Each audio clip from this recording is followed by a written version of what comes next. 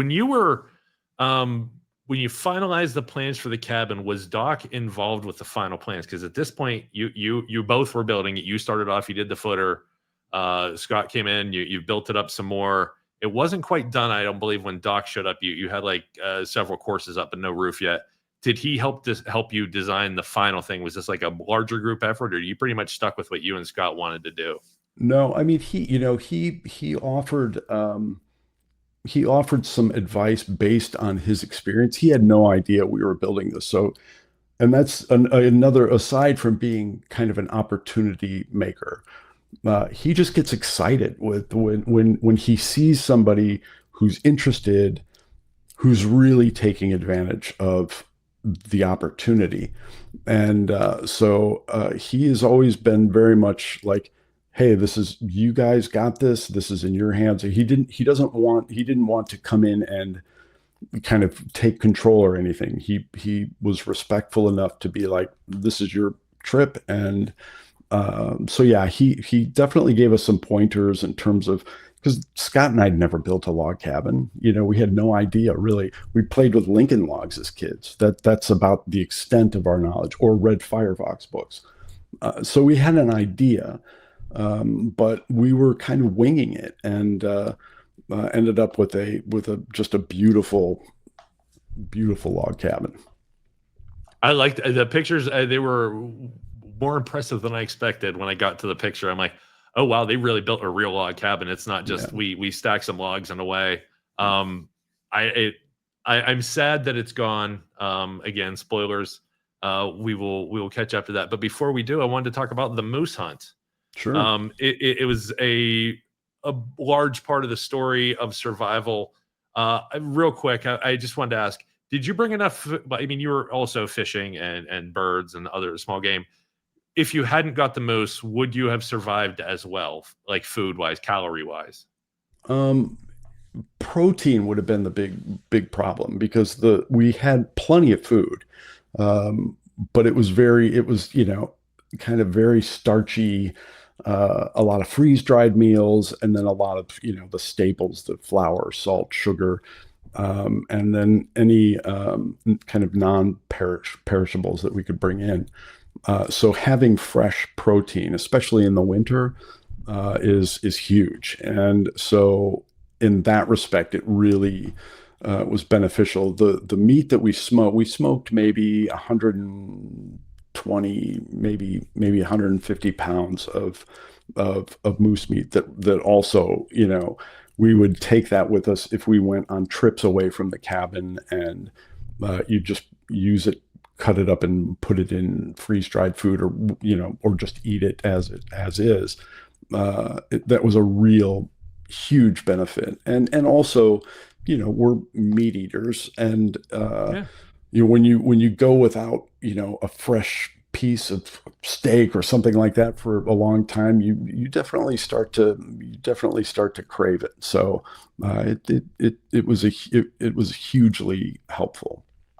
My reading of your words was that it was not essentially survival, but it was a spiritual thing as well. There was something not to prove, but something to be part of the ecosystem, that you felt like that this was almost a test.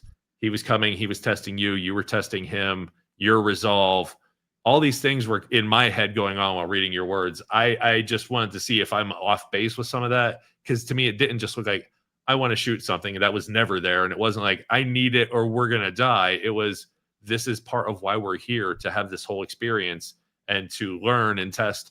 And am I right in assuming that like it was? Absolutely, Yeah. absolutely.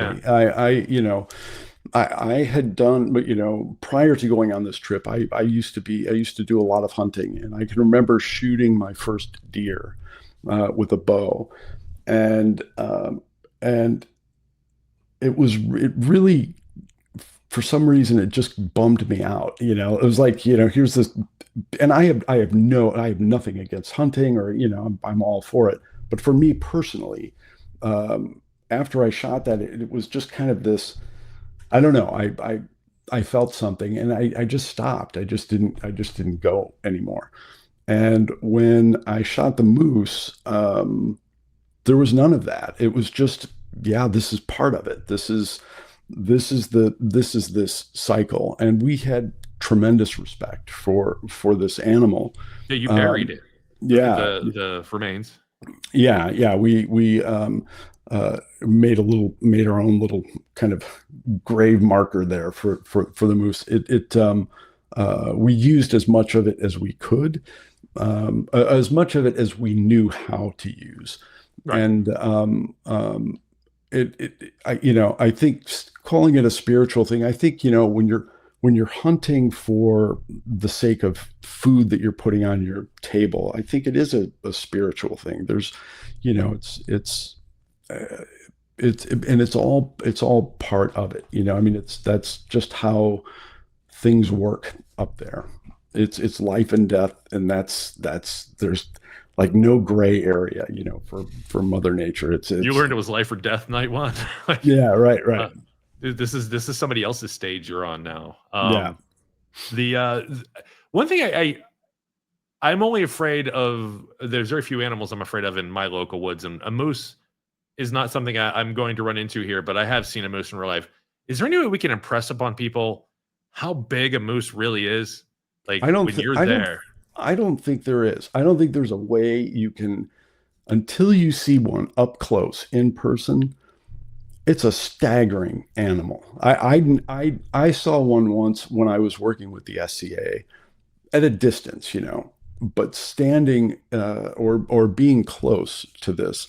There was one time, for example, I was canoeing upstream. We had not shot the moose yet, or a moose yet, and I noticed when I kind of came around this bend, there's a spot, where there's quite an eddy, and the water is really calm, and but I noticed there was a lot of ripples, but there was nothing in the water.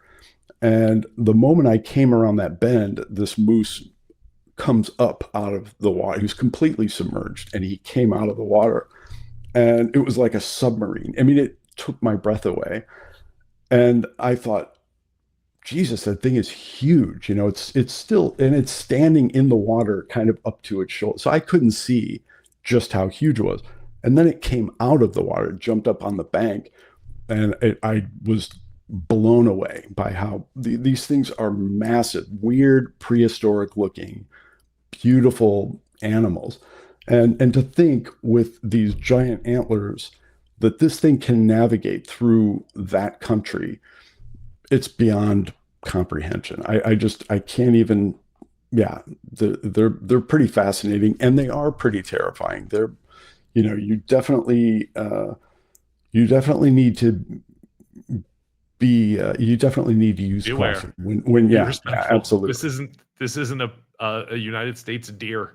Yeah, This this isn't this is Bullwinkle. This thing will trample you right into the ground, and and not even notice.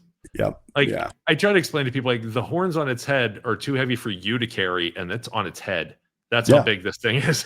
yeah, Like they're so like when I'm reading the story, I'm just like, I understand. I when you tell the story when you had the sights like full of deer, I still don't know like how where that shot went. I'm sure you don't know where that shot went because they're so big, and in your whole head, you're like, how do I miss that? yeah, But yeah, I know how it happens too. Like it sometimes you're not there, it's not there. And then your last shot, the way you describe it, I've had shots like that where you just know, yeah, where that bullet landed. yeah. Um, it's a great story. It is a fantastic story of a hunt.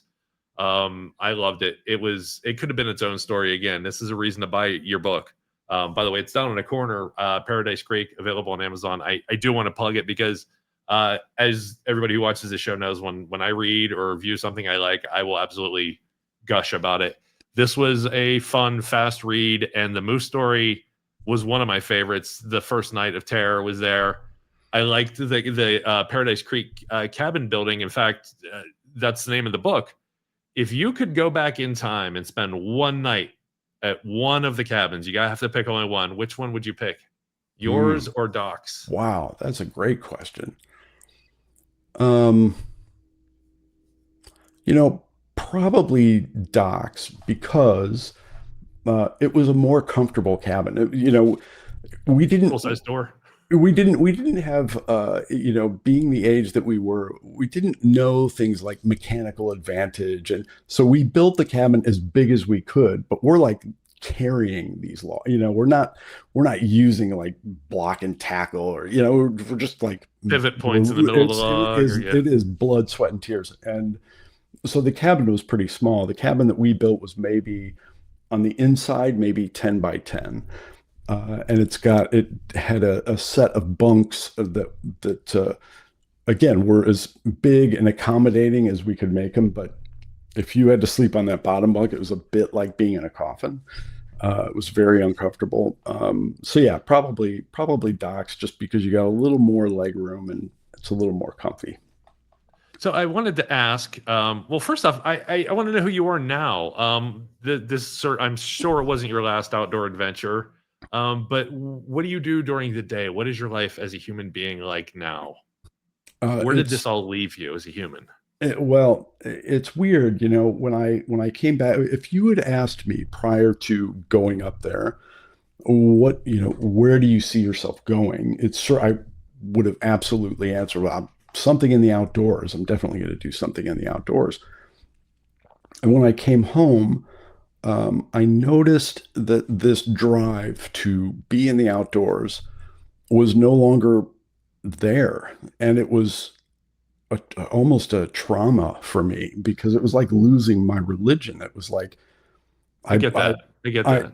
I just absolutely thought this is where the path is going. And now I come home and I'm like, what's going on? So I thought, well, maybe it's because I live in Indiana. It's not quite the hotbed of outdoor activity. So I moved to Colorado, thinking maybe the Rockies, maybe the mountains, maybe that will, stir this up. And I was there for about a year, and I'm like, it's just not, it's not doing it. And I really kind of went into a dark place, just not knowing what am I going to do now. And here I've got this encyclopedic knowledge of this, the outdoors and these skills, and what now? So this was right around the time, the internet started kind of, becoming a bit more prevalent. And I suddenly found myself kind of playing with computers and got sucked into that. And because I do a lot of writing, I do a lot of graphics and video and things like that. All these interests in music, all of these interests are, I can use this incredible tool to access this and to enhance it. And before I knew it, I just done a 180, and kind of fell in love with working with these machines, and became a director at an ad agency here in Chicago, which I did for maybe another 20 years or so. And but the funny thing is, now I'm at, these are like 20-year cycles. So it was like 20 years for the outdoors. It was like 20 years for the computers. And now I can feel myself already like I'm burning out on computers, because for some reason, I just started building things in my garage, just like woodworking or leathercraft, or just making stuff with my hands that was tangible. It wasn't ones and zeros. And so I feel I'm right now at another one of these forks in the road. I don't know where the fork is going, but I've learned well enough to know, like, you can't fight it. This is just, you just got Be to, you. you're on the river, and wherever that thing winds, why, that's where you go. So that's kind of what I'm doing now. David, I think the thing is you're a true explorer. You went and you explored. You had a thing you wanted to do, and it involved the exploring yourself, the land, everything around it, the hobby, the lifestyle. You had to explore that. You did it. It's not that you're done with it. I'm sure you've went out again and done some other. Sure. Even if I know you've went back. In fact, Yeah. computers were new and exciting at the time. So I was with you. I jumped in and I was exploring. I was like, what is Usenet? What is IRC? What Yeah. is and you start getting, and you're growing, and like the internet's, and you're part of helping that grow. That's exploring too. And similar to you, like I also decided to start doing more things with my hands, repairing or restoring old tools. It seems fun. Or my grandfather built a hutch, and I tore something else apart in preparation to learn how to do it for that, to do a Yeah. proper job on another. It's exploring. And I think that if I were to define you, besides author, you're clearly an author. In the pre-show, you mentioned you wrote that book shortly after you got back. You were an author then. Uh, I don't know, you have a lot of talents that don't think you've changed in your focus, but I think at your heart, for me, you're an explorer. Yeah. Well, I appreciate Um, that. And I think I think that's a fair assessment. I found that, once I become interested in something, I'll dive in. I get this from my dad because my dad does this as well. I will dive into it to a point where the rest of the world will disappear. If I'm deep in a woodworking project or something like that, my wife will occasionally have to tell me like, "Hey, don't forget to eat," or "Hey, you need to come to bed." And it's like time just disappear. You get in that flow state, and I'll take it way beyond what I think people normally would, and then it just disappears. It just goes away, and it's like it's a very weird thing, but I'm embracing it, and um, just trying to realize like, hey, that this is how this works, and don't fight it, just roll with as it. long as you're comfortable with it, Yeah, I've went through a lot of changes as well, and I just, as long as I'm comfortable with it, I know who I am. That's yeah, a great thing at being at a certain age. You know who you are. It's okay. yeah, Um, and I take not risks, but I'm not stuck. I got a tattoo in my late 40s because why not? yeah. My Sure, whole sure. life, I didn't hate them. I just never got one. I was like, why not? Yeah, So I got to wrap it up because we only have 10 minutes left, and I really appreciate your time. But you went back to the cabin two more times, according to the timeline on your site.